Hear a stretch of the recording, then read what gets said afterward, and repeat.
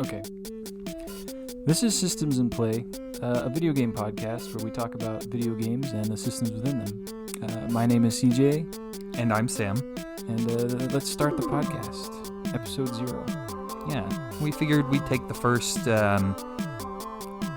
section of this episode and quickly introduce ourselves, let you know why you should care what we have to say. Not that you should. No, definitely not. Give just a little bit of context to who we are and what our interests are, and as we give our unsolicited opinions, that'll give a little bit of color to where those are coming from. I feel like this podcast is going to be our journey, our personal journey into game dev. We'd like to get into it. We've done a jam or two. That's a long pipe dream, and hopefully this podcast can help with that. And help you, maybe. Who knows? Yeah.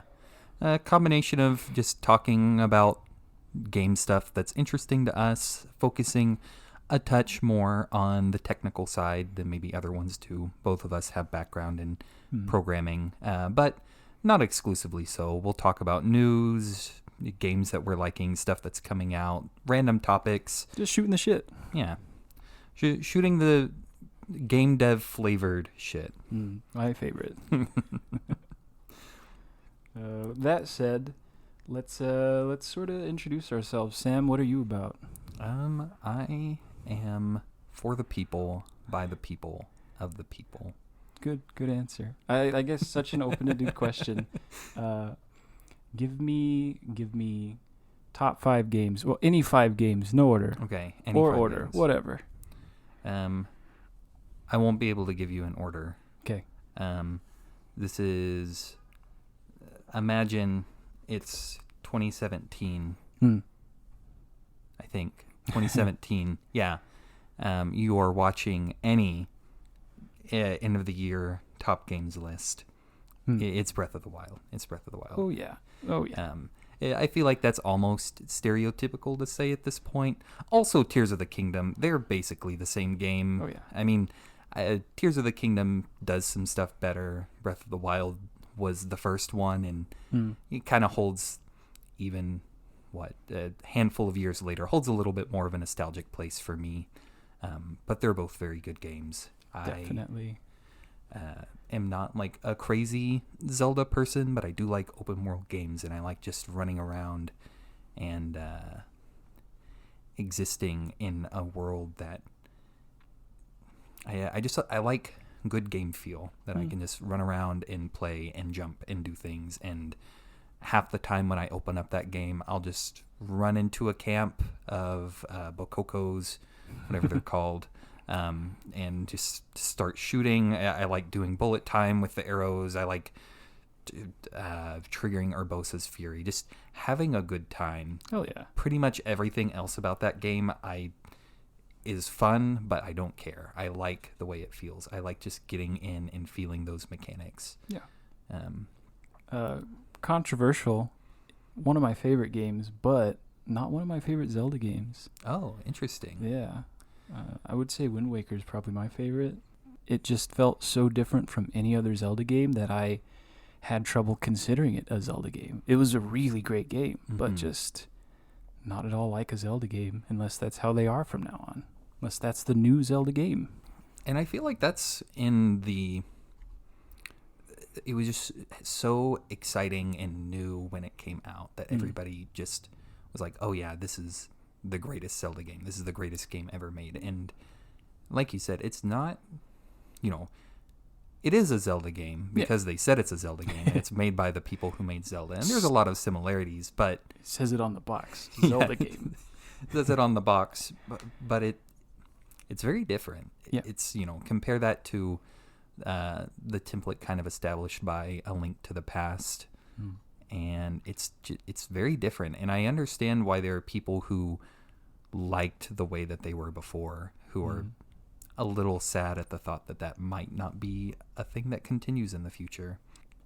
I could see them, keeping that trend of that type of Zelda game, but still doing the other types too. And I think I think that could still be a thing that happens. Like, they still do or they did for a while, the like Toon Link games, where he was more that's cartoony, and a lot of the DS games were still the old-fashioned top-down Zelda games, but everything on consoles was the 3D stuff.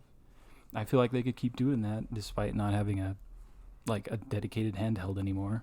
Yeah, like the Switch is a hybrid console, and I think some of the designs of Breath of the Wild are made sort of with it being a hybrid console in mind. Like, the quests are very much to where you can jump in and out.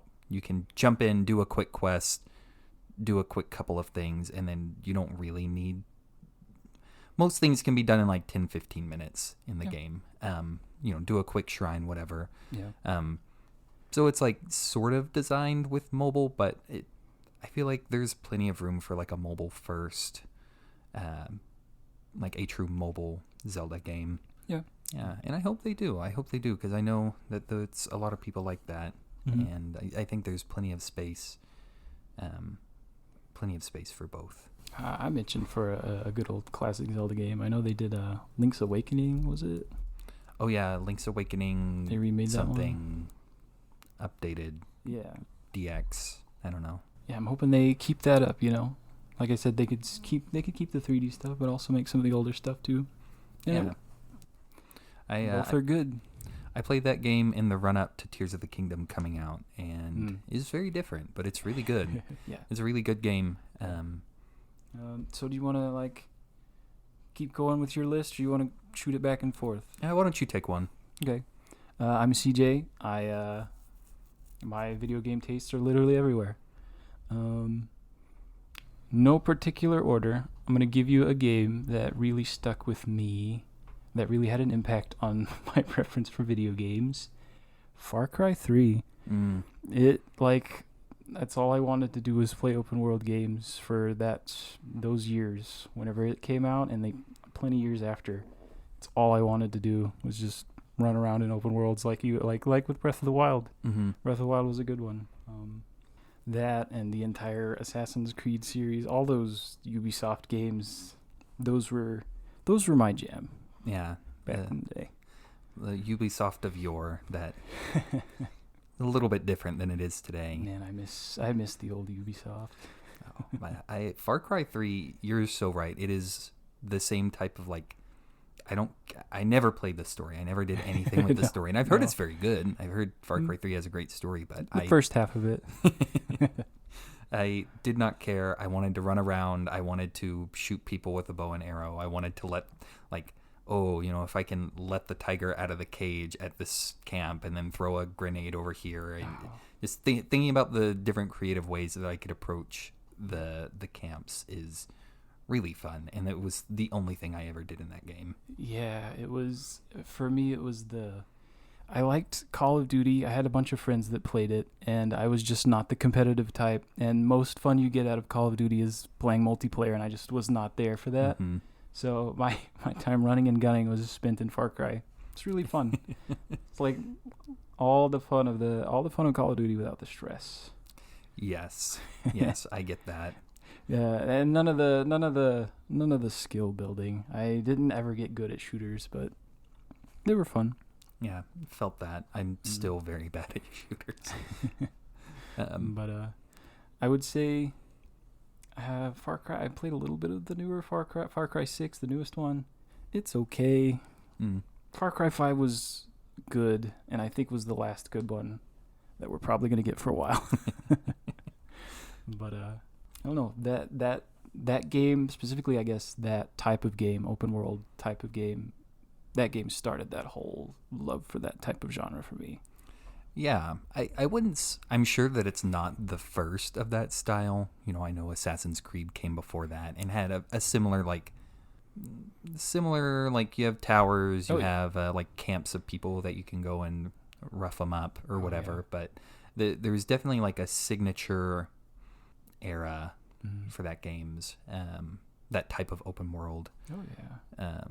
Yeah, I played a lot of Assassin's Creed before that, but I remember playing through the entire story of Far Cry 3 multiple times, and I don't think I did that for any of the Assassin's Creed games. I was an addict. I think Assassin's Creed was one of the few games at the time that I did play through the whole story. Definitely the first. Let's see, it was the Ezio trilogy, so the first 4. Yes. The one with Altair and then the 3 with Ezio. Oh yeah. Old Ubisoft. Those were fun. Even though they were pretty similar. I just running around in the city, climbing up walls, doing all of the challenges, and everything in that game was just facilitating me running around in the world and having fun with the mechanics. Oh man. Yeah. Before you click away saying, "Oh boy, just two dudes that love virtual playgrounds," my list gets a little different from here on out. Okay. Just gonna say. You want to take another one? Yeah. I will. I will just go in with another Nintendo game. It's gonna be a lot for me. Oh yeah. Came about N number of years ago at this point, as not to date the podcast. Pokemon Legends Arceus is like my favorite game. It's not a great game. It is not a good looking game by any means. I see what they were going for with the art style. In certain shots it looks very good. That being said, it is just so much fun. It is so much fun despite everything that it has going against it. It is, to me, the feeling that I got playing Pokemon, in my room at night. Not under the covers, because I wasn't gonna get in trouble for playing my Game Boy, but that vibe, playing the first few generations, it's just carried over those feelings for me. And for a series that is well known for the fact that it's kind of the same game over and over again, it very much just follows the same path every time.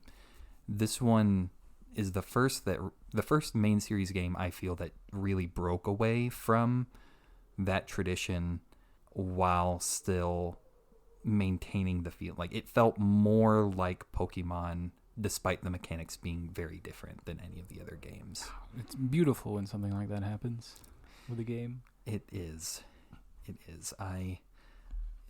It released at a very unfortunate time. It was in January after all of the children had gotten their Christmas gifts. Nobody's getting a new game in January. And then right after that, Scarlet and Violet were announced. It was just a very awkward time for the game to come out, and because of that, I think a lot of people skipped that one. But it is so good. It is so fun. Well, it must not have done too bad, since they're making another Legends. Yes. Which we will maybe not talk about later. Maybe. Okay. Yeah, I'm always slightly reticent to talk about Pokemon stuff, just because there is a culture. A culture in the sense of a bacteria that grows in the fridge for Pokemon, and I try to enjoy the series in the quiet of my own home without reading too much about what people are saying online. That's fair. That's fair. But I'm not going to be able to stop myself from bringing it up. Oh no. Occasionally, it's just a big part of my gaming. Yeah. Gaming charcuterie board. I feel like there was a better word that I was looking for, but we're gonna go with charcuterie board. That one's perfect. Yeah. No, don't try and stop yourself from talking about Pokemon. I'm not a huge Pokemon fan, and it's always interesting to hear your opinions on it as someone who is a super Pokemon fan. Yeah. Well, you got another one that you want to talk about?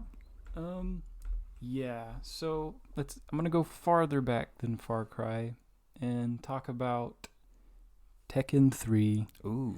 Not the first fighting game I played, but the first one that I played a lot of as a young child. I'm going to age myself by saying I was really small when I played Tekken 3 a lot. I am in no way a hardcore fighting game fan. Mm-hmm. I am having fun with Street Fighter 6, the new one that came out, and Tekken 8. Those are really fun. Tekken 8 especially. Mhm. Oh my god. But I'm in no way like I don't go to every tournament. I've never been to a tournament, and I would like to eventually, but not a hardcore fighting game fan. But Tekken 3 I played so much of as a child, and it really it shaped my fighting game, my love for fighting games. Mm-hmm. Because I played almost all the Mortal Kombats that I could. I played all the Tekkens that I could, especially Tag Tournament 2. It was like sort of a spin-off that they did. Mm-hmm. I played a lot of that one. I played a lot of Tekken 7, and now I'm playing a lot of Tekken 8, which recently released. But I think Tekken 3 holds a really special spot in my heart, though, because, my God, great game. Great game, great soundtrack. That's another thing that I would like to talk about a lot on this podcast is the soundtracks of games. Yeah. Those deserve recognition, definitely. I completely agree. And in addition to sound effects, Foley work is also really interesting. I've been falling down a couple of YouTube rabbit holes recently of just showing how that sound design in general, including soundtrack, but just all of the other things that go into it are so interesting, and there's so much depth there that I feel like almost intentionally is not noticed by people. It's meant to just blend into the background, but there's so much work that goes into making that happen. It's really interesting and deserves attention. I think if you want to listen to hours and hours of Foley work, just look up anything on the Red Dead games, Red Dead 2, or any Rockstar game, I bet has a metric shit ton of Foley work put into them. That's it. No more open world games, I think. I know I just love harping on them because they're good, but do you have what's your next game on your list? My next game is one that you actually introduced me to a very long time ago. It would be Risk of Rain. Yes. And I will lump in there Risk of Rain Returns, the new game that recently came out, which is a remake of the first game. Risk of Rain 1, 2, if you will. I remember you showing me, it's like, hey, this random game that I acquired through means. Oh, yeah. And, at the time, like, internet was not, like, something that we had consistent access to. So we had to, go to school, go to the library, like, download games, maybe, like, tether your phone to your laptop and download something that way. Once again, aging ourselves. the prehistoric era. Oh. But yeah, I mean, something about you just like, you're like, yeah, this is this game I found, and you like pull it up. I think you'd let me save it off of your flash drive. One of the few games that my incredibly crappy PC could run. It was, I don't know what it was. The music was a big part of just setting an atmosphere for this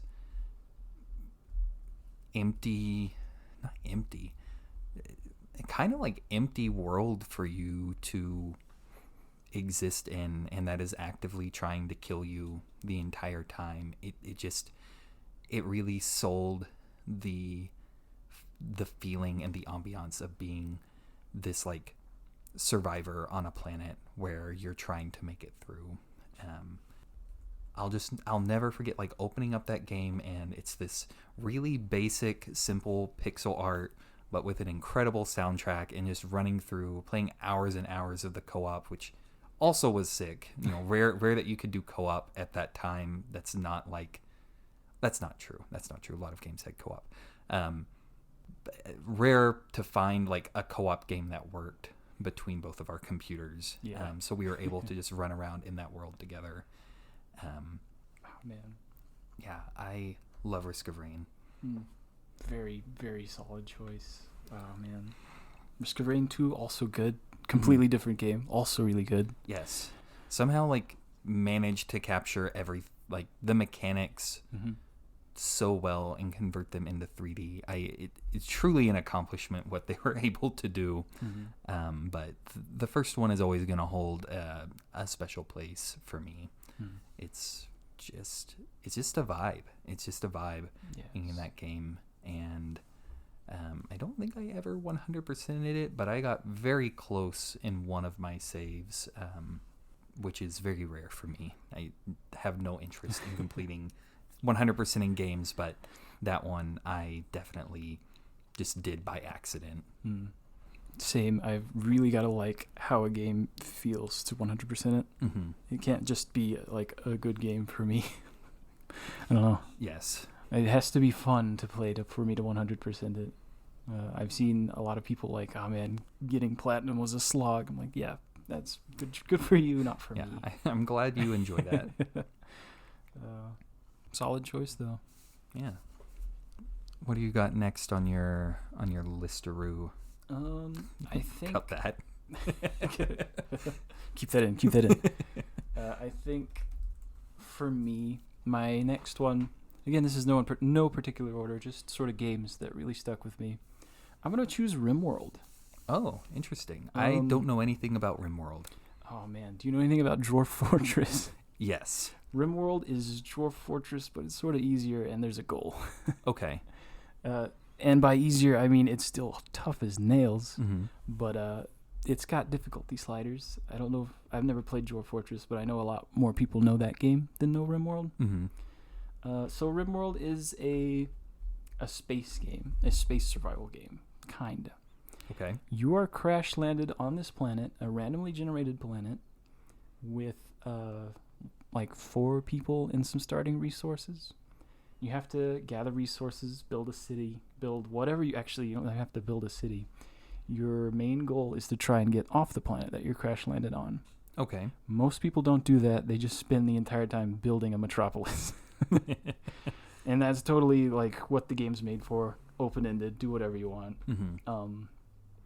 But the goal is to get off the planet, and one of the ways you can do that is to like find a I think it's it's been a while since I played it, like a wrecked ship on usually on the other side of the planet it spawns on. Okay. That's a long journey to make, but yeah, it's one of those colony sim games that God, I spent way too long playing. I got this game and I spent months playing this game, just building cities, watching them die, and building more, doing crazy stuff. If you Google RimWorld, I think a lot that comes up is the like crazy runs people do. They will try to like build an organ harvesting thing. That's something you can do in RimWorld, by the way. You can run that and make a lot of money that way if you wanted to. Sure, just like real life. Just like real life. Or you could be a peaceful farmer, or you could whatever. These colony sim games, huge part of my gaming repertoire, my gaming charcuterie board. A repertoire was the word I was looking for earlier. But yeah, that would be my third pick, I think, RimWorld. Yeah, that sounds really interesting. I need to play that at some point. Definitely. Let's see. Another game that I really like. One of the few that I can think of that I have gone through and beaten multiple times. That would be Batman Arkham City. Oh, yeah. An incredible game. I think we've beaten that one together at least once, maybe more than once. Earlier I was saying a game has to be good for me to 100% it. Arkham City is one of the very few games that I have 100% it. It's really good. And it really makes it it doesn't make it easy, but like the game being so fun makes it easy to 100% it. You just keep going back and doing more, and I'll just do another mission, I'll just do another, find another couple trophies or whatever. I guess I like what you did earlier where you described what the game actually is. I probably should have done that for some of these other games. We'll start with this one. Right after I talked about Tekken and how much I loved it, I was like, I didn't even say what it was. But Well, we'll start from here. So, Yeah. Batman Arkham City is the second in the Arkham trilogy asterisk. Hmm. It's obviously a licensed game featuring Batman. In this one, you're locked in just like a large section of the city that's quarantined off for all of the ne'er-do-wells and villains in the city. You're basically locked in this big lawless area. Really neat concept. Yeah, it is. It like makes it make sense that you're running around and there are no civilians. Yeah. It's okay to basically just beat up anybody that you see. Because they're all criminals. Yeah. Something that I feel like a lot of superhero games struggle with a little bit is like, okay, well, how do you deal with the civilian problem? Oh, man. I'd argue some movies struggle with that concept as well. The Spider-Man Insomniac game does a pretty good job of that.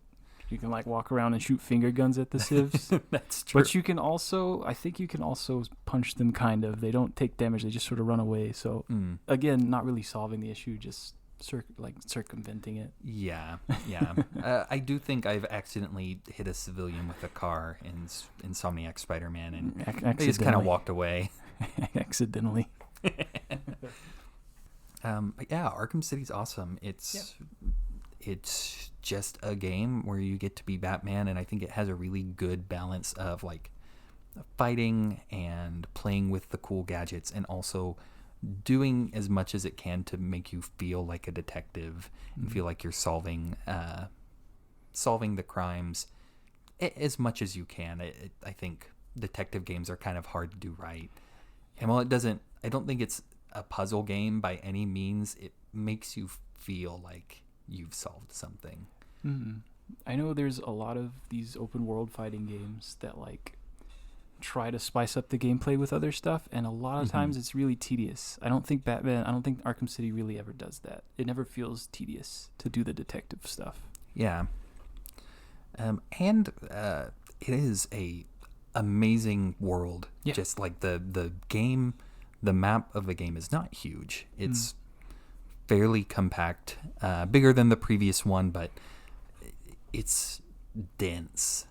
There's just something everywhere. You know, you see like a weird poster or like a crack in the wall, and you're like, what is that? And it is something. It is invariably like, oh, this is the beginning of a quest, or this is like something you can scan with your detective vision to get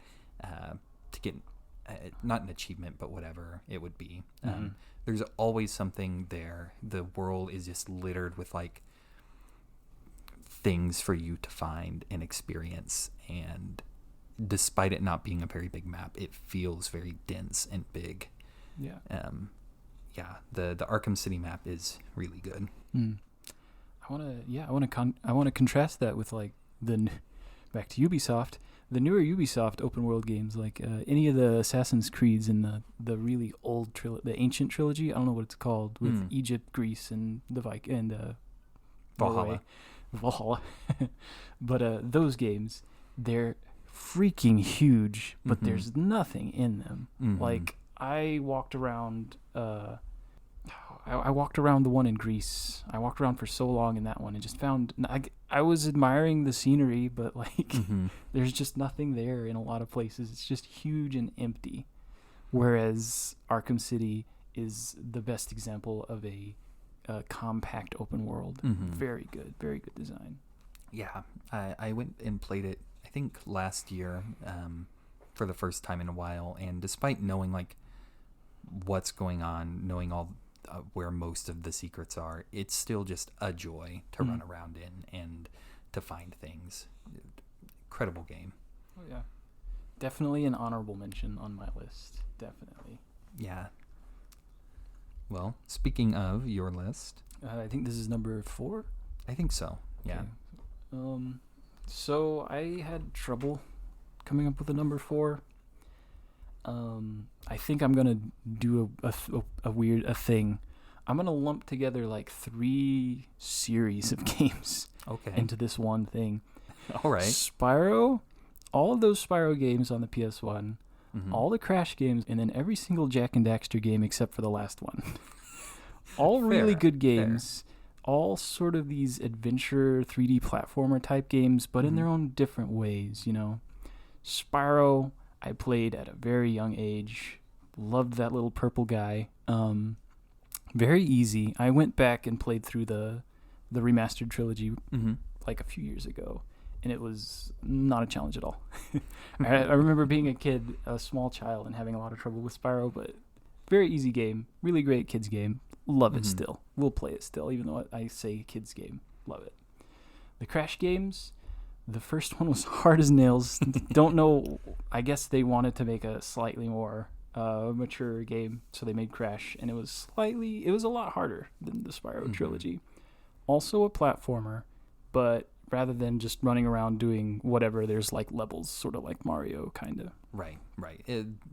Does the first one have a hub world, or is that just with No, actually, yeah. The first one is definitely just like Super Mario World overworld map. And then the other two have like a hub world, which was sort of a new cool thing. I think Warped was the one that I had on PlayStation 1, and I played a lot of that game. Yes. Oh, man. I think the third one was the one I played. The third one of that one and the third one of Spyro I played so much of. And then the Jak and Daxter series. Oh, my God. That, such a great series. The first one was also sort of a platformer, but it was more open worldy. I lied. We're back to talking about open world games again and again. It was more open worldy. It was definitely a collectathon like Banjo-Kazooie, Super Mario 64.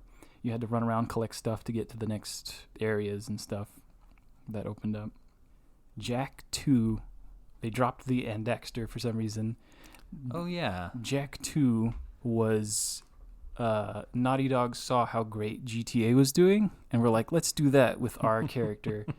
And it was super weird because, spoiler, Jak 1 was, spoiler for a really old game. Yeah. Jak and Daxter, the first one, was like ancient times. You're walking around, there's like a flying car, but it's like new technology invented by one of the side characters. Jak 2 is like in the future. Flying cars are normal. There's guns and stuff. And it's very much structured like a GTA game. It's open world, but you go to different characters to do missions to progress the story.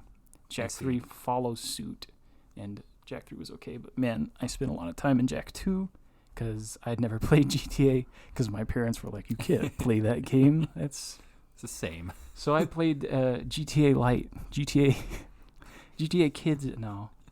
But Jak 2 was really good. That was another game that I have a special place for in my heart. Yeah. But yeah, I couldn't pick a game out of those three, so I just lumped them all together. Spyro, Crash, Jak. Naughty Dog's early years, really good. Yeah. Not that Last of Us is bad, but it's very different. It's a very different era for them. Yeah. A lot sillier, more like, yeah, definitely like riding the 3D mascot platformer wave that everybody was sort of doing at the time, but they did it really well. Little trivia, Last of Us spawned from, well, maybe everyone already knows this, but Last of Us spawned from trying to come up with a Jak sequel. Oh. It was going to be a really gritty Jak sequel, and then they were like, actually, let's keep the zombie aspect. I think, grain of salt, everything I'm saying right now. Sure. But I think they were like, let's keep the zombie stuff and just drop the entire awesome fictional world of Jak and Daxter. I could talk for hours about the fictional world of Jak and Daxter and all the secrets and anyway, they dropped all that and they were just like, let's just make it in America. I'm like, all right, sure. Give me the Jak cut. Like, give me whatever that was going to be, and I'm sure it would be unrecognizable from what The Last of Us is now. Yeah. But just interesting. I just want to see what they would have done with more of that series. For real. Weird that I feel like it was kind of part of. I kind of viewed Crash, Spyro, and Jak and Daxter all as like a unit, in the same way that you bundled them together. And it's weird that those games got left out of all the remakes that Crash and Spyro got. I know. Maybe it's a weird licensing thing, and Activision owns. I think it's Activision who now owns the rights to those. Maybe they don't own the rights to Jak and Daxter. Maybe they just didn't sell as well. I don't know. But it's that's definitely the ones that never got quite as much attention or time in the sun as Spyro and Crash. Yeah, I'm just still to this day, fingers crossed, hoping for any kind of Jak and Daxter media again, because those guys were my favorite mascots growing up. You get a gotcha game. Yeah, that's what it's gonna be. It's gonna be a gotcha or a MOBA. But that's my fourth pick, and not knocking on Last of Us, because without it we wouldn't have the awesome HBO series.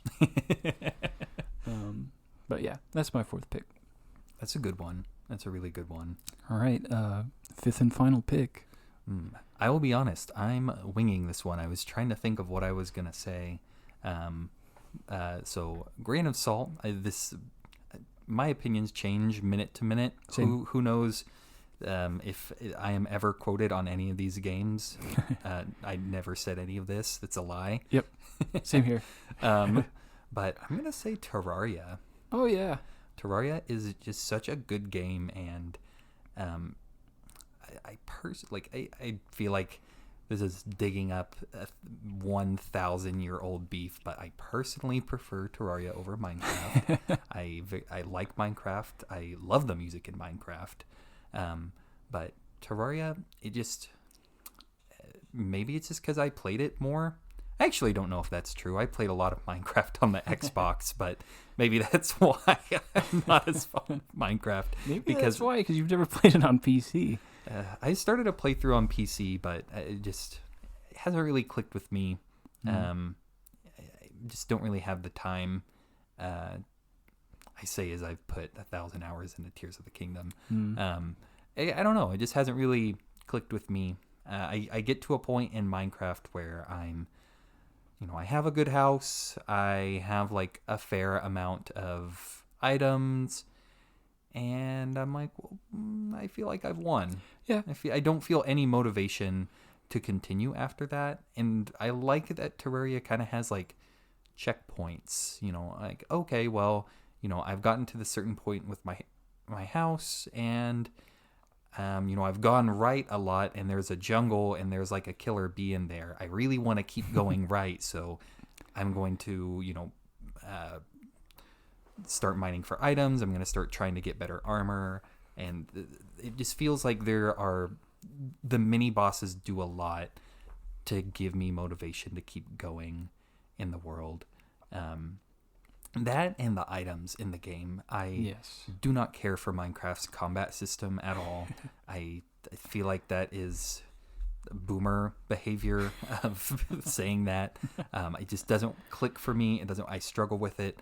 Terraria, I can find like a magic missile rod or the delete stick. The delete stick.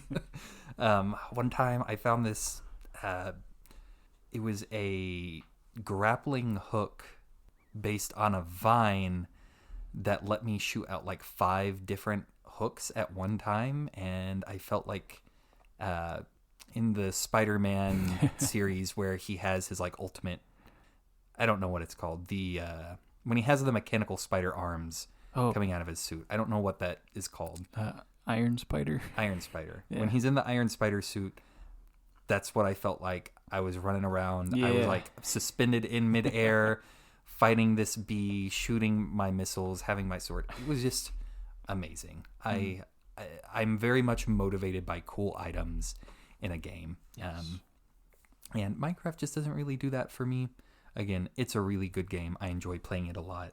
But Terraria, it clicks with me a little bit more. But it's the same vibe. Terraria just works for me. I also have very good memories of when we would play that game together. You would bully me and keep filling my inventory with chairs as I struggled to didn't have I think I had like a mini mouse that was approximately like 2 inches wide. I think I remember that. Yeah. I don't know why I didn't have a regular mouse, but that definitely like made me struggle with the controls a lot. This is probably a fair enough point to mention. I'm horrible at video games. Like, I am genuinely sometimes awful. I did not get to play very much until I was a lot older, and I think I just don't have that inherent. I'm flashing back to the time I was playing. One of the few times I was playing Call of Duty with a group of friends, and a younger brother was like, listen, you just don't have the gamer sense, and you're never going to have it. And does that have any effect on my life? No. Have I talked to him in years? No. But I think about that every time I perform badly in a game. I see him saying that to me, and I'm like, well, I just don't have the gamer sense. I never will. That hurts. That hurts to hear. But yeah, I'm not the best at games, so if I say something's hard, grain of salt, because it's probably not as hard as you think it is. Oh man, yeah, no, it's. Is it more of a shame to say that you're good at games because that's all I did growing up? I don't know. I feel like when you're better, you get to play more. You don't get like, I don't know. I feel like playing through a game is such an event for me. Fair point. I guess Elden Ring, we could talk about that for a sec. Oh yeah. I really loved that, and I really wanted you to like it too, but it's got a difficult. It's a Souls-like game. Yeah. And they have that difficulty, and it's just not for everybody. No, and I like you said, I desperately wanted to like it. I saw the trailers. I'm like, ooh, Guillermo del Toro. This is Souls-like. I hadn't played a Souls-like game. I'm like, this is my time. I'm gonna get good. And I played it, and I spent a long time on the character creation, as you do. Walked in a direction, found a boss that I couldn't beat. Was like, well, maybe I'm not supposed to be here yet. So I wander off to another place, find like a weird dog man in a castle. He kills me over and over again. I get frustrated. I stop playing. Go back in. I'm like, oh, wait, I'm still in the castle with the dog man. I don't remember how to get out of here. And then I haven't played since then. It seems like a really good game, and I genuinely think it is a me problem that I'm not getting through it. But yeah, I wouldn't be too worried about that. Like, some games for me, I enjoy watching people play them more than I do playing them myself, which, as a modern convenience, Twitch, YouTube, that's a lot easier to do now. That's true. So that's true. I'm not saying watch all games. I'm not saying stop trying to get good. I'm just saying, you have that option, which is cool. That's true. I have been watching more streamers and Let's Plays recently. And it's a good time. I'll be real. I think I was never good at any of the Souls games. I played Dark Souls 1 way before I should have. I was really young, had no idea, died way too much, gave up. I bought Dark Souls 3, tried it, didn't like it, was bad at it. And then like a year later, I got into, I don't remember who it was, some streamer. I watched him play most of the game, like doing a no leveling run or something, I forget. I was like, wow, this game's not hard at all.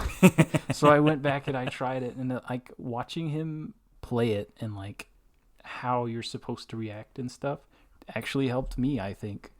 So there's value in watching footage of games, definitely, especially in fighting games.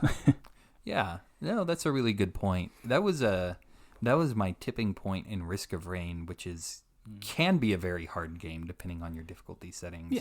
Yeah.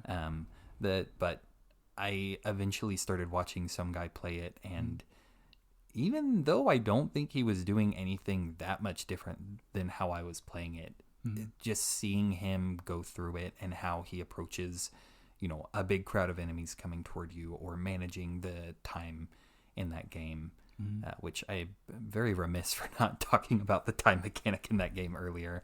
But yeah, I got a lot better at the game after watching him play it, and it was now I've beaten the game several times at this point. Oh, And, yeah. I'm sure I have at least a dozen good runs that I've had where I've beaten the game. Not on Monsoon, but at least on normal mode. Mm. That's sort of the double-edged sword, though, about watching other people, like, trying to learn. Like, with Elden Ring, there's a lot of stuff that it's a lot more fun to discover on your own. Mm-hmm.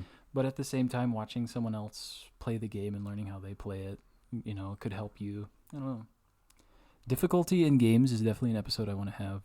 Yes. There was the big debate when Sekiro came out, because it was almost like Elden Ring, where it was the first FromSoft game that drew in a lot of people that weren't as accustomed to Souls-like games. Mm-hmm. And everyone was begging for an easy mode, and I don't know. That's a big debate that I'd like to have an episode about. Yeah, it's a very nuanced and interesting topic. I feel like we could go on for a solid hour and a half about that. Oh, definitely. I believe you have one more game to talk about. Yep, I saved this one for last.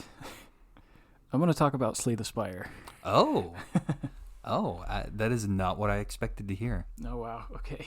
Well, actually, before I talk about Slay the Spire, what did you expect? I expected a Fallout mention at some point. Oh, man, the Fallout game holds... Listen, I'm going to have a whole series about Fallout. I am going to talk a lot about Fallout. It is my favorite series ever. But like, in terms of gameplay, Mm-hmm. I'm going to talk about Slay the Spire before I get on my Fallout rant, because I will have a rant about Fallout. Slay the Spire is a card roguelike game, and I know it's not the one that sparked the roguelike craze, but it is definitely the one that brought that craze heat, because a lot of games now are just Slay the Spire. True. And True. there's nothing wrong with that. Not all games should be Slay the Spire, but all games could be enhanced by being Slay the Spire. Slay the Spire is a card roguelike game where you build your deck from 4 characters. You start with, there's 4 different characters you can choose from, and they each have like a base deck, and they each get cards from their pool as you go on. You get new cards from their pool. And there are relics which are like little stat buffs throughout the entirety of your run, not just game to game, like for the entirety of your run. I feel like I'm explaining too much. Check it out. It's a roguelike card game. It's really freaking fun. I still have not played Slay the Spire, which I don't know why. I was very excited for it when it came out, but it was only on PC, and I didn't have a PC at the time. Now it's available everywhere, and I have no excuse. It is. It very much seems like something I would like, a roguelike and card game. Not that I actually play any card games, but something about card games is appealing to me at like my brain stem. Like, something about it I really enjoy, and I feel like I'm just, one day I'm gonna send you a message and I'll have played like 200 hours of Slay the Spire over a period of a week. I'm waiting for that day. That day you come to me with sunken eyes, bags under your eyes. It is available on multiple things now. It is, word of warning, it is available on mobile. I have it on mobile, and it is all I do. Anytime I have any free time where I'm just bored, I turn on Slay the Spire, and then 3 hours pass. Every single time. You know what? Honestly, that sounds nice, because I don't have any mobile games that I really play anymore. I used to have many mobile games. Now I have one. It is a really good game. And I've played many like it, but I always come back to Slay the Spire. I don't know. Maybe it's the familiarity, but I don't know. I feel like I could have a whole episode about card deck building roguelikes, because they're really popular right now. Yeah. I need to play it. It's a shame. It is honestly a shame that I haven't. But yeah, I think I wouldn't say Slay the Spire tops my list, but it is definitely the game that I have sunk the most hours into in my life. Wow. In your life. in my life, Wow. my entire life, all of it. Impressive. But yeah, I'm not good at it either. That's the sad part. I'm not actually good at the game. It's just really good. That's how I feel about most things. I totally understand that. But yeah, no. Honorable mentions, definitely Fallout, the Arkham games. Any honorable mentions from you? I'm gonna throw out a mobile game, Downwell. Sorry, I completely mentally died for a second. Downwell is a little roguelike platformer where instead of going side to side, you are going down into a well. It is Go figure. Yeah. It's one of the very few platformer mobile games that I feel like works really well, and I don't struggle with the controls. I'll play it with a gamepad if I want, but I don't think my phone tracks the amount of time I spend on a game, but it would be a lot for Downwell. It's really fun. I'm gonna say, again, giant asterisk, Pokemon Scarlet and Pokemon Violet are horrible games. Nobody should play them. But it is multiplayer Pokemon, and what that has done for me is incredible. You can, me and my girlfriend can play Pokemon together in the same world, and we can like throw out our Pokemon and take pictures of them, and we've been working on completing the Pokédex together, and it's awesome. Like, that game has a lot wrong with it. It has a lot right. It's a fair game, but it gets points because I got to play Pokemon with somebody else, and that's awesome. I'm surprised there's not more like cozy Pokemon, like Animal Crossing-esque games.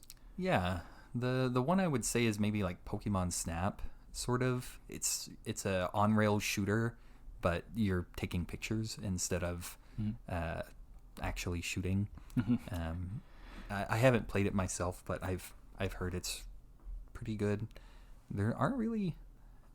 I think they tried to do more cutesy stuff early on in the series, and then that just kind of faded away, unfortunately. The fans want what the fans want. The fans want to fight. Trying to think. I thought I had one more honorable mention. Merlin, cut this. Smash Bros. While you're thinking of yours. Oh, yeah. Smash Bros. Would be my honorable mention. That's another game I've sunk hours into. Which one? Yes. Good answer. Melee as a kid, Brawl as a teen, and Ultimate, like, for the rest of my life, probably. Yeah. A good answer. I think they're all good. They're all good. They're all really fun. I have many hours in all of them but Melee because I never had a GameCube. But my previous game that I talked about, Tekken, you can guess that I probably shed a few tears when they announced Kazuya was going to be in the new one. A Tekken character. Oh, man. He's so fun. But yeah, Smash Bros. Is definitely an honorable mention for me. Yeah. Well, in that vein, Mario Kart, just as a series, love Mario Kart. I think I love casual games as somebody who's not good at games. Yeah. And most of my friends are also not the greatest at games. It's like the great equalizer. Anybody can play. Anybody can have fun. I've played with family members who have held a controller since like the NES era, and they get Mario Kart. It's just fun. Yep. My 90-year-old grandma walks in the room and was like, "Is that Mario Kart?" So yeah, no, everyone knows Mario Kart. Yeah, the best games are the ones that you can play together with the people around you. And Mario Kart is definitely that. Definitely check out Crash Team Racing, kind of better than Mario Kart. Have not played it. I played the Crash Bash demo disc from the PlayStation Power magazine. Oh man, that's all you needed was the demo. That was such a great game too. Yeah. I think I'm done with honorable mentions. You got any more before we move on? Did you think of that one earlier? I don't think so. All right. I'll probably think about it in the middle of the night tonight and wake up screaming like a madman. But well, Yeah, that's 5 games. That's kind of who we are, what we're about. Yeah. And there's more to that. For me, at least, there's more to that. There's a lot more games I could talk about for freaking ever, but those 5 came to mind. So yeah, that's just a little appetizer. yeah, A teaser of the type of things like that that we word. like, and just yeah. I love starting a sentence and then trailing off and then saying, yeah, that is actually my signature move. Same. No, is my signature move actually. Well, let's move on to, I don't know, what else is this podcast about besides video games? Yeah. Nope. I've Trick kind of question. imagined I've kind of imagined like a rolling variable series of segments so that we just kind of throw in as we have stuff to talk about. I feel like some weeks we can talk about news. Some weeks we can talk about like specific topics. Like we mentioned, difficulty would be a good one to just, go off about for a little bit. Yes. One such segment that I would like to do recurringly is talk about some itch.io games.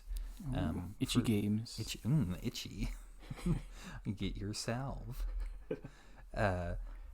Itch.io, for those not in the know, is a online website where people can upload games or game assets, both games that can be played in the browser itself or those that can be downloaded. There's some indie or larger games that you can buy from there. Celeste is available on itch. I think you can buy Undertale on itch. But primarily I find itch scratches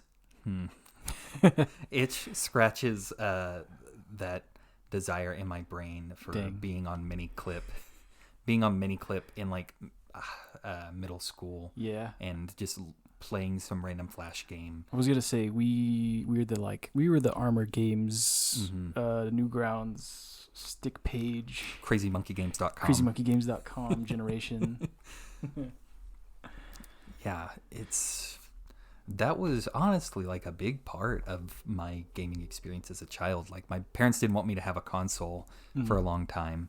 But I could go to the library and play some flash games for a few hours. And that just colors the type of things that I like. And rest in peace, Flash. HTML5 is the new standard, but Flash is gone. Pour one out. But yeah, there's a lot of really interesting games that are on itch.io that are free. I feel like very few people talk about them, and some of them are very well done. And I think the people who worked on them deserve some credit for just coming up with really interesting ideas, especially in this era that we're in now, where things are very heavily commercialized, and I feel like there's a lot wrong with the game industry in terms of how employees are treated, how like crunch is a big thing, and people aren't necessarily treated well. People are getting laid off despite profits being high, and just looking at what people can do with a crappy laptop and passion is really awesome. Yeah, itch is a great place for that. So any games in particular? Yes, one such game that I wanted to talk about, Edgar Mendoza's No Break, is a short little platformer game where you are a car that has no brake, but you can jump.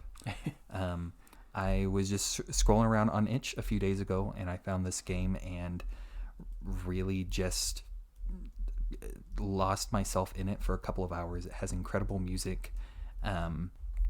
It's a fun top-down driving game where you use your WASD keys to drift around corners, try and do these essentially like skill-based driving courses. Yeah, you played the game recently, right? Yeah, you showed it to me, and I spent a grand total of 20 minutes on it, 19 of which was dedicated to one level. Weird difficulty curve, but really great game. Yeah, what's the one that everybody says was really hard? I think it was hopscotch or something. Lily pads, I think it was Lily pads, that was it. Lily that pads. One also destroyed me. Unlike you, it took me like an hour or two to beat the game. I really was like hammering my head on my laptop on that one for a while. Yeah, no, it was 10 minutes of me playing the game, 5 minutes of me going on a walk after playing lily pads for 9 minutes, and then the rest of the 5 minutes was beating the lily pads and the rest of the game. Yeah, honestly, I felt like I was going to have more to say, but it's a fun game. You should, you can run it in your browser. It's available as a download or as an HTML5 game. So just there will be a link in the show notes where you can view the game and just have fun. It's a fun little game. Oh, the theme is Mayonesa by Dag Zero. No. Is the music for the game, which is very good. Shout outs to Edgar Mendoza for a nice little treat on itch.io. Yeah, I went to his social media page and he had like one tweet in 2017 and it made me sad. Oh. He has like one tweet ever and no other social media that I could find. Huh. But he made this game. I think it was for a jam. Most of the games on itch.io I feel are probably for game jams in some capacity. So they're short, they're simple. Yeah, we definitely encourage, go out and join jams, guys. Yeah, if you have any interest at all in making games, just do a game jam. It's the best way to actually feel if you like it or not. If you've thought about it and you just don't know, just go out and do it. There's a lot of the jams are held by really great people that will help you out. They'll have Discords open and you can go and join, ask all the questions you want. They'll be more than happy to help you. And if things go accordingly, hopefully we get to host a jam eventually. Yeah, that's definitely something that we've had on the radar. We've gone through a lot of different ideas about what the show is going to be, but I feel like, having community game jams would be really cool, and just give us some opportunity again to highlight the work that can be done by just a couple of people. I think in the end we decided the show is a celebration of video games. Yeah, I like that. Yeah. It's we just can't stop talking about video games. No, it's amazing. In the contract. But I like that. I don't know if we'll stick with Itchy Games as a segment name. Maybe. But no, that's a great segment. I like Itchy Games.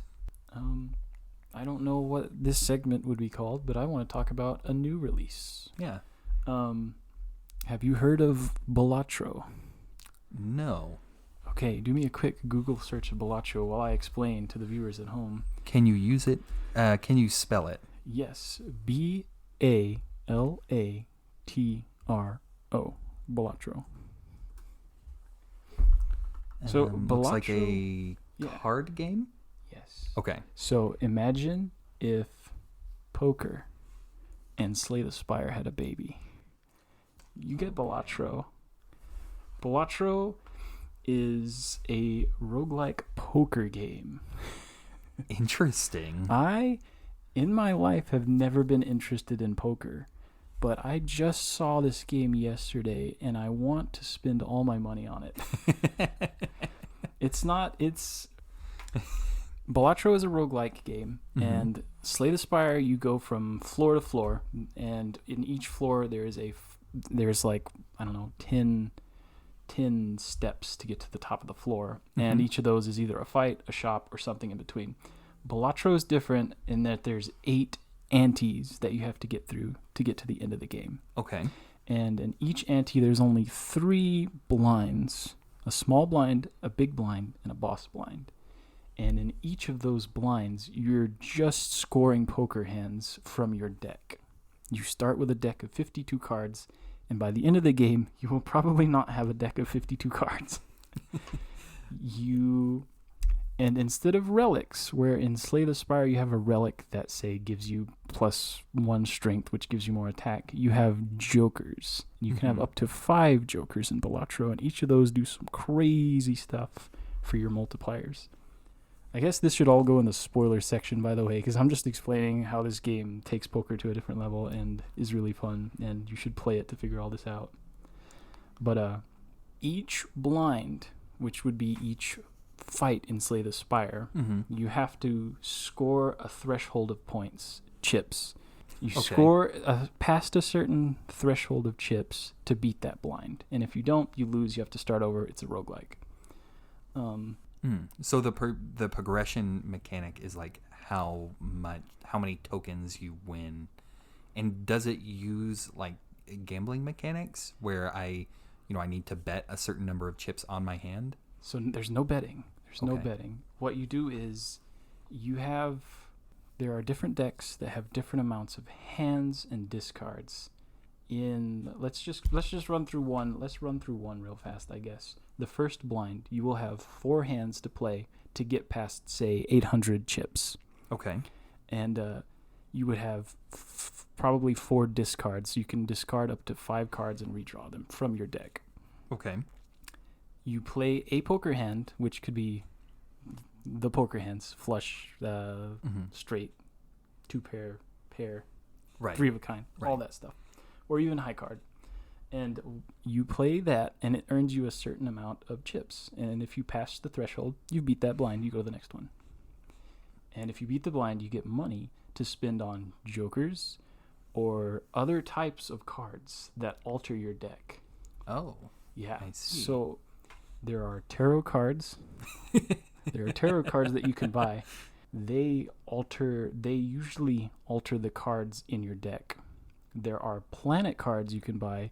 They will alter the types of hands that you can set down. Like if you buy a planet card that enhances a pair hand, then every time you play a pair from now on will be stronger. You'll get more chips out of it. Oh, interesting. Yeah. And then there are jokers that you can buy, which are the relics of this game, and they can do literally anything. One of them, I remember, gives you a tarot card if you're broke and you play a hand. Every time you play a hand and you're broke, you have no money, you get a tarot card, which can be pretty powerful. One of them can multiply your chips, adds multipliers to your chips. They can do anything. Those are the jokers.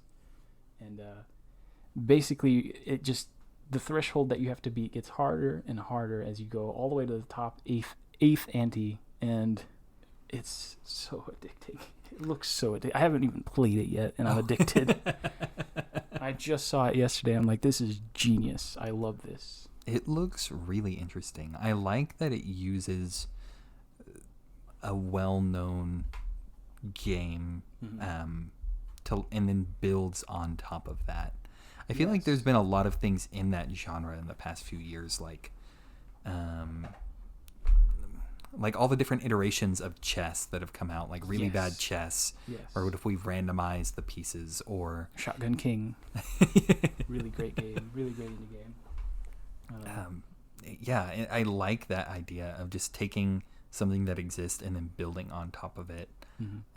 It looks really interesting. I love the art on these Joker cards as They're well. So good. Shout out to Local Funk, the developer, and from his Twitter, he says he's a solo developer. So shout out to him, man. Yeah, that's impressive.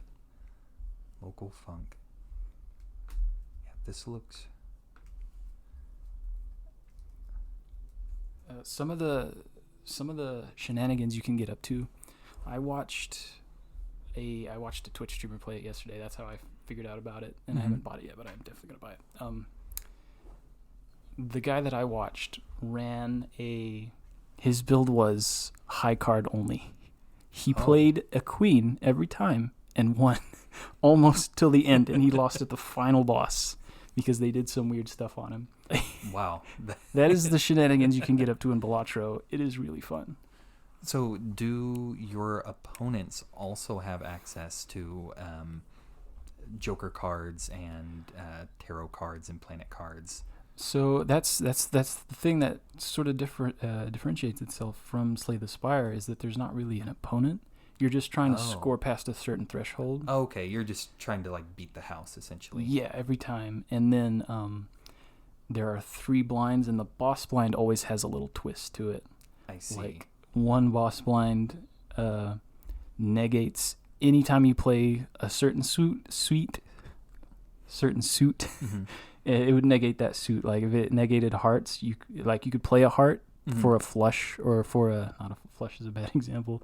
You could play a heart for like a straight or something, and it would Mhm. count all the other cards except that heart. Oh. Some bosses, the only twist is that they have a really, really high threshold you have to beat. Mm-hmm. That's probably the only resistance you get in the game. You just have to score a lot of points. I see. That's really interesting, Mm. and that makes sense. I mean, it makes sense that that's how it would work. Yeah. Shout outs to Balatro. Yeah, Balatro. Uh, One thing. So we talked about games that we like our top 5 or 5 games that we like. What have you been playing recently? Is that mostly just Tekken 8 for you? Mostly just Tekken 8 for me, to be honest. Yeah. Yeah. It's really freaking fun. Like I said, I'm not a hardcore fighting game player. Like I didn't start playing like online ranked battles until Tekken 8. Mm-hmm. But it's been a blast, and I'm surprised that I'm able to hold up to some of the people I fight online. Definitely not all of them. Oh my god, some people are amazing at Tekken. But it's been really fun. Really fun. Nice. So as I don't think I mentioned this earlier, the last time I played a Tekken game was at my like 10th birthday party at Amazio's. They had Tekken, and they set the machines up to where you didn't have to put in quarters. You could just play. I was a guy with a leopard head. King. Yeah. So tell me, you've played all these other fighting games. What is it about Tekken that stands out to you versus the others? Oh man. Probably the 3D aspect. Well, whenever I first played Tekken, it was definitely the fact that not every character was like a fireball shooting guy that could teleport across the screen. Not that there's anything wrong with that. I love Street Fighter and Mortal Kombat, but I liked the idea that this guy does karate. This guy does like kung fu. This guy does boxing, and that was like the coolest thing for me. Where Street Fighter, they have that kind of like, this character is the boxer, but he can like also shoot a laser from his hand. This guy does karate, but he has a Hadouken. Okay. So I don't know. For me, it was like, this is cool. This is what real men play as a kid. But now I love all fighting games. But man, Tekken has a place in my heart. Oh, I get that. It seems weirdly more grounded than the others, despite the fact that it has a guy with a leopard head and a panda, I believe. Oh, like I said, this is when I was little. It's totally different now. It's like there's a lot of crazy characters in it now. But yeah. And what would you say about? Is there anything about Tekken 8 that you like more than other entries, or anything that makes it stand out to you? It is probably the most refined so far. For like, I don't know, I haven't played much online fighting, but it is really tight. Not that Tekken 7 wasn't, but I would say what got me was the hype behind Tekken 8. Okay, yeah, honestly, no, that's valid. Tekken 7 came out forever ago in Japan and only came to America like on arcade cabinets for a little while. Oh. And the version we got on PS4 was like basically Tekken 7 Plus. There were some characters that just weren't in Tekken 7 in Japan, and they are on all console versions in America and other places. Interesting. Yeah. But it was, I don't know, I didn't get playing Tekken 7 until the hype behind it had kind of died down when it released for consoles. Tekken 8 I've been looking forward to since it was announced, along with like every other Tekken player. And I don't know, just the hype behind it is what really got me into it. No, that's fair. I mean, that's a very valid experience. And I will say all the newcomers are a lot better. Tekken 7, some of the newcomers were okay, but they're not in this game. I know nothing about Tekken, but I have heard about Coffee Girl. Both from you and from other sources. Azucena's my main. She's the coffee girl. She does all the dancing. Yeah. She's really fun, though. They also have this John Wick French guy who's really great. A lot of people are hating him right now. And they also have big spoilers for Tekken, but Heihachi Mishima, like one of the main guys from Tekken 1, canonically died a few times, but he died for real this time, according to Harada. And he got replaced by his granddaughter, I think. She's pretty cool.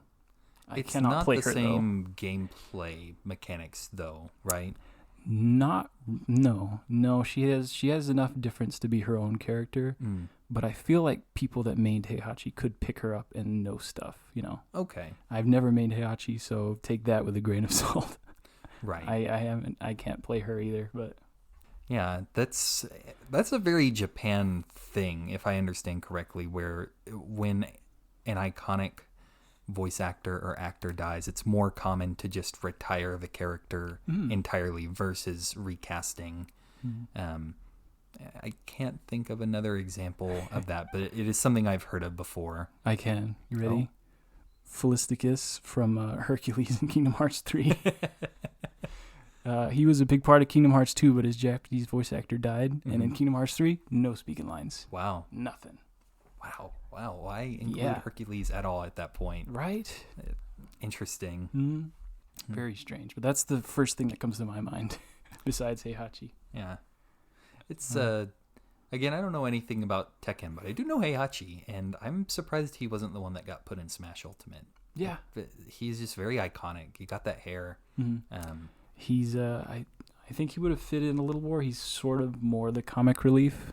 Right. But Kazuya's sort of been the protagonist, and I think that's what Sakurai was looking at when he put him in there. That makes sense. I mean, it would be weird for a game to get a rep and then it's like a villain from that game instead of the protagonist. That would be, I see the logic there.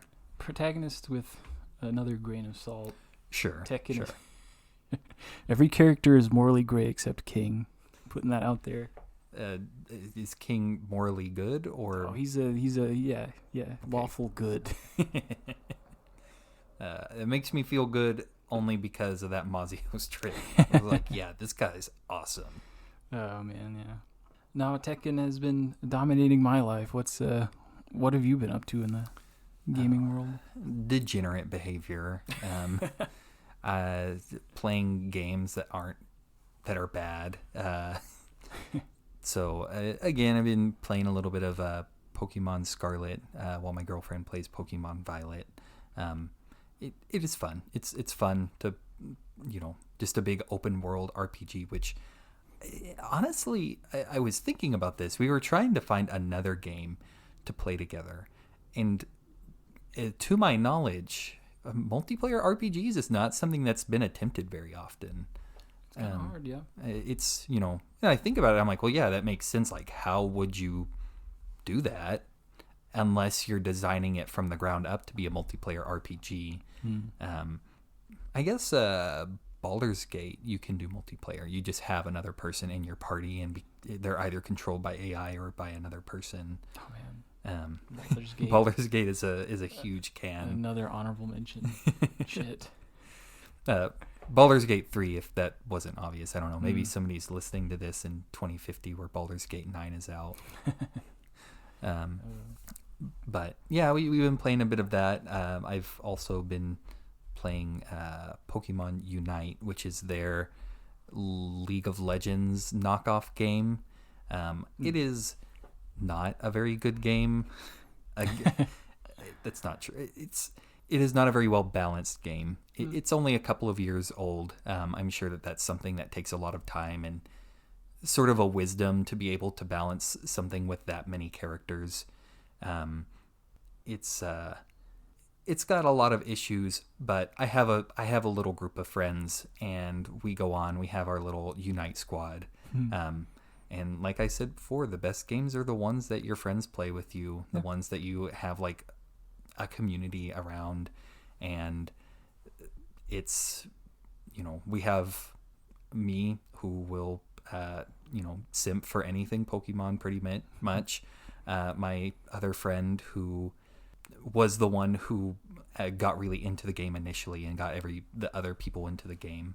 And then we have a League of Legends refugee who had to take control of his life and leave League of Legends, but found this to be, like a healthier community-wise. And by that, I mean we just don't turn on voice chat. Dude, my heart goes out to him. That's a rough transition. Anytime somebody mentions League of Legends, they have like this harrowed look in their eyes. It's like a war veteran. They don't seem like they enjoy it, even if they actively play it. I think I told you the story. My brother plays League of Legends, and there was one time I was like, "Hey man, League of Legends looks kind of fun. You want to play sometime?" He's like, "No." He's like, "Don't play League of Legends." I was like, "Okay, all right, sold. I'll never touch that game." Goes out for a cigarette. But yeah, Pokemon Unite, I will talk a lot of shit on it, but it's a fun game. It has a lot of characters in it, which I find appealing. I feel like that's part of the reason that it's so unbalanced is they will release 5 to 6 characters in a year, and the roster is just ballooned at this point. But that's part of the fun is they all have very unique not only moves but also mechanics. So you'll have like your basic like Slowbro, who can shoot a blast of water that slows down the opponent, and it can do like a move that like stalls them in place for a short amount of time. That's oversimplifying it drastically, and there are other moves you can pick, but just you have like your really basic ones, or they have some of these support characters like Comfy, who can do basically nothing on its own, but it attaches to another player character, and it's like you wear that Pokemon on top of another player. It's very strange. I've never played that one, but it is a menace in the meta, and it's, I commend them for taking this really specific weird Pokemon that is based on like a Hawaiian lei, and they managed to put it into this League of Legends game and give it like a unique mechanic that no other character has. This isn't something that's getting reused. It's a completely unique mechanic that lines up with its character in the games as well. Despite it being a completely different series, it pays a lot of homages to the base games, and you can, if you know kind of how things work in one game, you can very loosely translate some of that knowledge to the other. And I think that's part of why it's so appealing to me, is that they just do a good job. They do a really good. They do a good job with what they're given. Oh, that's kind of neat, because I think, like I said, I'm not a huge Pokemon fan. I think maybe that was one of the turnoffs for me when I played it, was that I liked JRPGs, but like every character felt recyclable in Pokemon, because you could just like, a lot of them can learn some of the same stuff, and I don't know. Maybe that was one of the. Nah, I lied. I just don't like animals in video games. I hate fighting the bears in Tekken, the kangaroo. I love them. They're great characters, but I hate messing with them. You heard it here first. CJ hates animals. I hate animals. I think that's cool though, because like I said, it felt like a lot of them were just recyclable to me. I'm going to get a lot of flack from the Pokemon community probably for saying something like that. It's probably blasphemous. No, you haven't played. I've never really played a Pokemon. I do think that the most appealing part of the series for me is team building. At this point, there are well over 1,000 of them. Yes. And your options you just have so many options, and like going into a new game and thinking like, okay, what I can use something completely different than I've used ever before. And I feel like as time has gone on, they've done a lot more to differentiate them in terms of typing, and especially with like abilities and natures. And it is a very deep, dark rabbit hole once you start, and the battle mechanics are way more complex than they have any right to be, honestly. You can't help but wonder, maybe that's why they don't do more with the series, because of how hard it would be to like change that formula. And I think that's completely right. And that's the games have just been around for so long that it's like, all right, well, every game, up until a certain point, every game would have every single Pokemon in it, which means, in Generation 4, they introduced Leafeon and Glaceon, who have to evolve via the Mossy Stone and Icy Stone, which are not items, they are specific locations in that game. Oh. Which means that in order to use them in other games, those other games needed to add a Mossy Stone and an Icy Stone somewhere in the environment for you to go and find. And I think eventually they just switched it up to where you could evolve them with a different item. But that type of baggage that just gets carried over from generation to generation, your options are either you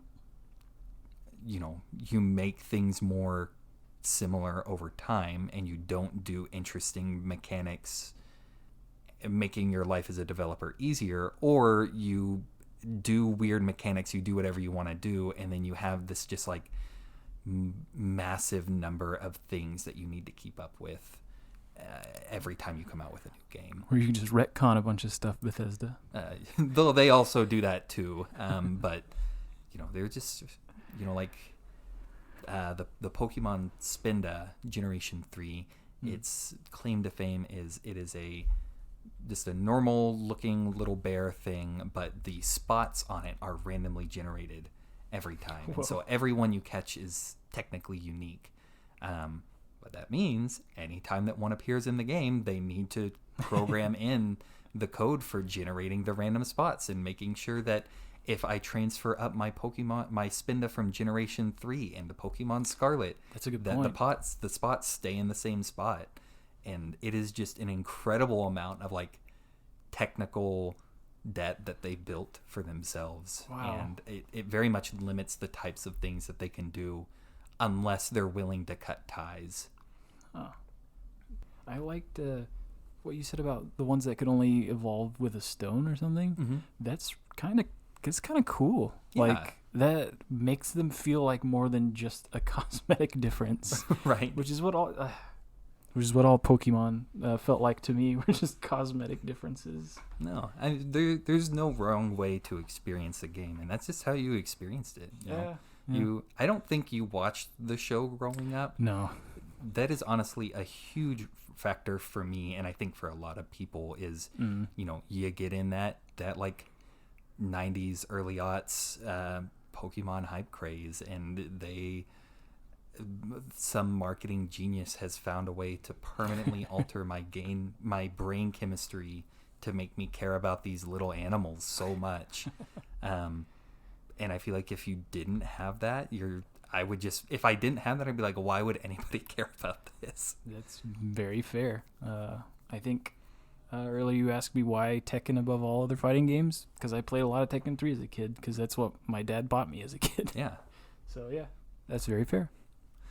Fun fact, people who watch Pokemon as a kid have been shown to have a dedicated region in their brain for remembering Pokemon names that is consistent between different people. Wow. It literally alters your brain chemistry. Wow. It is...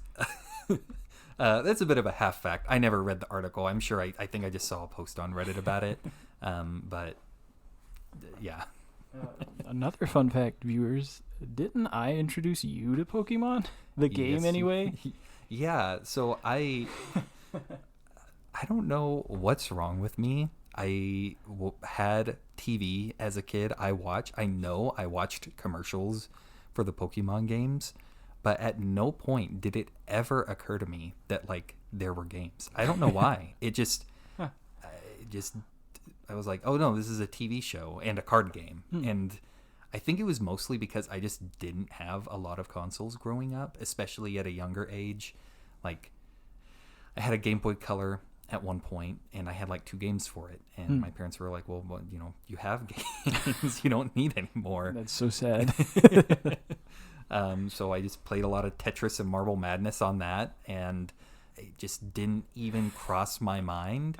And then one day you were like, hey, there's this thing called an emulator. And you can download it on your phone. You can play old games. And you were just showing me. I was like, oh, they have Pokemon. Like, that's weird. Did they make a spin-off of the show to make it into a game? Oh, man. That's so insane to think about. Yeah. I feel when I think about that, I'm like, man, truly, what's wrong with me? Why I have watched these commercials. I was watching like every now and then on Saturdays we'll go and we'll watch like a Saturday morning cartoon VHS rip on YouTube, and you can see all of the old commercials in them, and I'm like, oh yeah, I remember seeing this trailer for Pokemon Diamond and Pearl with Zach and Cody from Sweet Life. I remember seeing this commercial, but at no point did it click in my brain that these were games that I could play. I never even thought to ask for it. Oh man. But yeah, you actually got me into the series through that. Go figure. I'm not even a Pokemon fan. I just was one of the first games I emulated because everyone likes Pokemon. Yeah. It's funny to think about. I feel like that was in that era. Everybody had a Pokemon emulator. Well, if you had an Android, but it's like, Was oh the yeah, thing. I have an emulator on my phone. Here, I'm playing Pokemon right now in class. Was the thing to do. But yeah, that's I'd say that's a wrap for episode 0. I think so. Yeah, definitely more to come. I feel like as we do more of these, we'll kind of land on kind of a solid format, maybe throw some like interstitial bumpers in there for the different segments that we do. Have a proper intro, outro, whatever. But this is just about introducing ourselves and what we're all about. Yeah, getting one of these done. I feel like once you get the first one, it becomes easier and easier to do more of these, and we'll narrow down the specifics as they come. But yeah, there's a lot in my top 5. There's a lot of games I missed, but they will come out eventually. Yeah. We'll be talking about whatever game you're thinking about right now. We'll be talking about that.